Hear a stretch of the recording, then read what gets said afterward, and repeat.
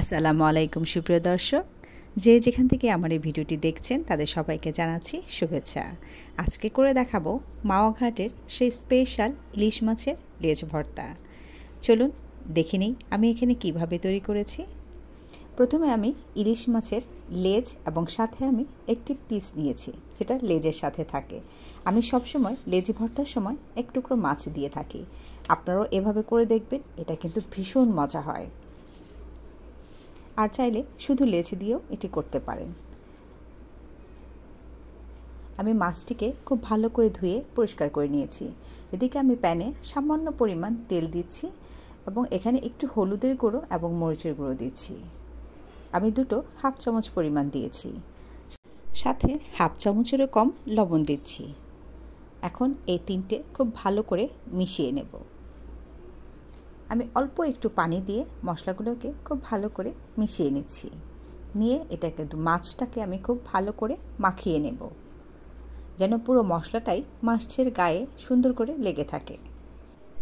আমার তেল গরম হয়ে গেছে, এখন আমি মাখানো মাছটি তেলের মধ্যে দিয়ে দিচ্ছি।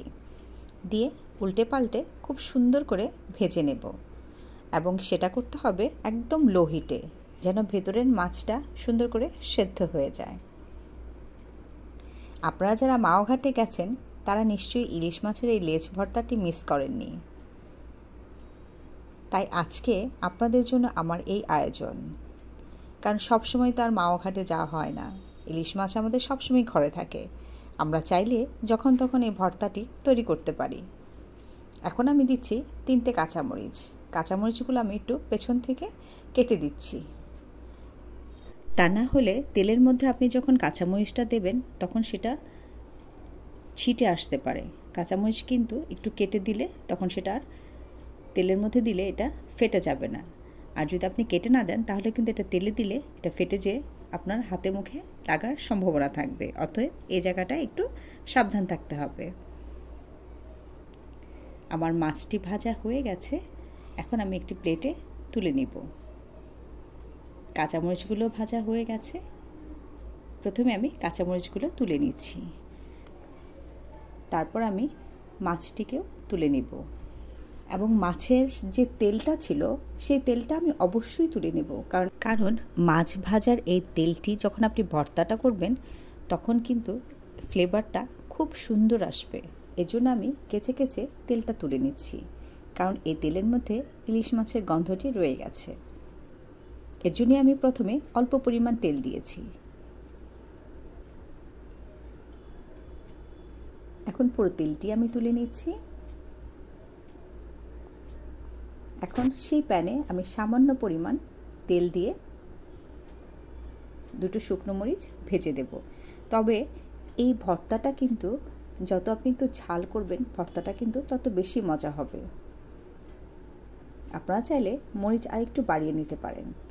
আমি এখানে দুটো শুকনো মরিচ এবং 3টে কাঁচামরিচ নিয়েছি।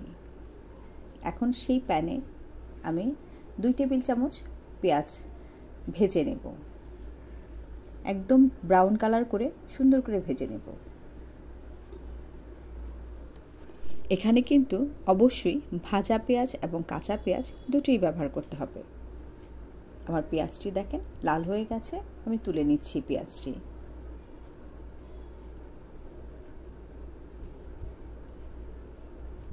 এখন আমি কাঁচা পেঁয়াজটা একটু হালকা করে জাস্ট এটার গায়ে যে পানিটা থাকে সেই পানিটা শুকিয়ে নেব। আমি পুরো ভাজবো না, জাস্ট একটু নেড়ে চেড়ে আমি নামিয়ে ফেলবো। পেঁয়াজের গায়ে যে একটা পানি থাকে সেই পানিটা যেন না ছেড়ে দেয়। জাস্ট এই পানিটা আমি শুকিয়ে নামিয়ে ফেলবো। আমি 2 রকম পেঁয়াজ, একটা ভাজা পেঁয়াজ একটা কাঁচা পেঁয়াজ এখানে ব্যবহার করছি। ভর্তাটা যদি আপনি এইভাবে করেন তাহলে কিন্তু অনেক মজা হয়। আমার রেডি হয়ে গেছে। এখন আমি ইলিশ মাছের লেজটাকে কিভাবে কাটা ছাড়াবো সেটা দেখাচ্ছি আপনাদেরকে। একটা হামানদিস্তা করে আমি আলতো করে মাছটাকে একটু ছেঁচে নিচ্ছি। এটা কিন্তু হালকা করে ছেঁচলেই হয়ে যায়, সব কাটাগুলো বের হয়ে আসে। ঠিক এভাবে আস্তে আস্তে করে আমি ছেঁচে নিব। একটু ঘষে ঘষে জাস্ট নিতে হবে। আর একটি প্লেটে আমি মাছটিকে ঢেলে নেব।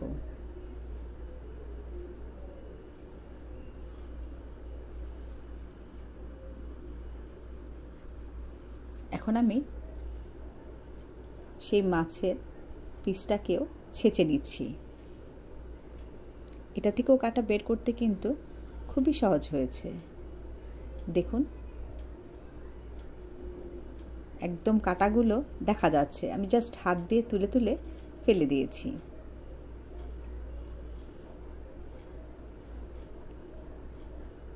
এবং মাছটা কিন্তু খুব সুন্দর ভাজা হয়েছে। আপনারা ঠিক এভাবেই মাছটা একটু ভেজে নেবেন। অনেকে একটু কাঁচা কাঁচা রাখে, সেটা কিন্তু খেতে ভালো লাগে না। এখন চলে যাচ্ছি ভর্তার প্রিপারেশনে। একটি প্লেটে আমি কিছু ধনেপাতা কুচি এবং মাছটাকে যে আমি কাটা ছাড়িয়ে নিয়েছিলাম সেই মাছটা, কাঁচা পেঁয়াজ এবং ভাজা পেঁয়াজ, 2টো শুকনো মরিচ, 3টে কাঁচা মরিচ এবং লবণ, এটা আমি তেলে ভেজে নিয়েছিলাম। দেখুন আমার মাছ থেকে সব কাটাগুলো কি সুন্দর আমি বেছে নিয়েছি। এখানে কোনো কাটা নেই। এবং যে পেঁয়াজটি আমি একটু হালকা করে তেলের মধ্যে ভেজেছিলাম, এটা হচ্ছে ভাজা পেঁয়াজ।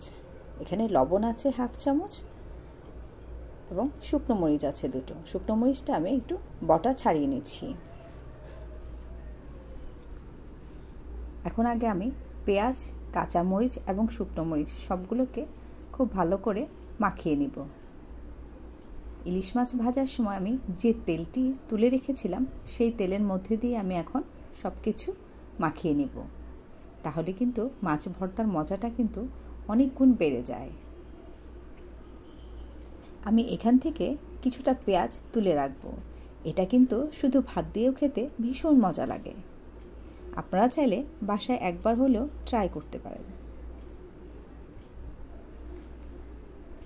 এখন আমি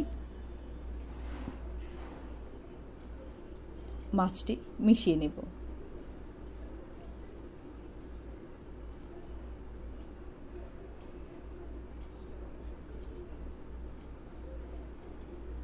আমার মাখানো হয়ে গেছে। আমি পুরো মাছটির সাথে খুব ভালো করে আলতো হাতে মিশিয়ে নেব। আমার এই ভিডিওটি যদি ভালো লাগে অবশ্যই আমার চ্যানেল সঞ্চিতাস কুকিং রেসিপিতে গিয়ে একবার সাবস্ক্রাইব করার জন্য অনুরোধ রইল এবং পাশে থাকা বেল আইকনটি অন করে রাখবেন পরবর্তী আপডেট পেতে। কথা বলতে বলতে আমি সেই ফাঁকে 1 টেবিল চামচ সরিষার তেল দিয়ে দিয়েছি। আমার ভর্তাটা রেডি হয়ে গেছে। ভিডিওটি যদি ভালো লাগে অবশ্যই আমাকে কমেন্টস করবেন। ভালো থাকবেন সবাই, সুস্থ থাকবেন এবং নিরাপদে থাকবেন। আল্লাহ হাফেজ। পহেলা বৈশাখীতে অবশ্যই এটা বানাবেন।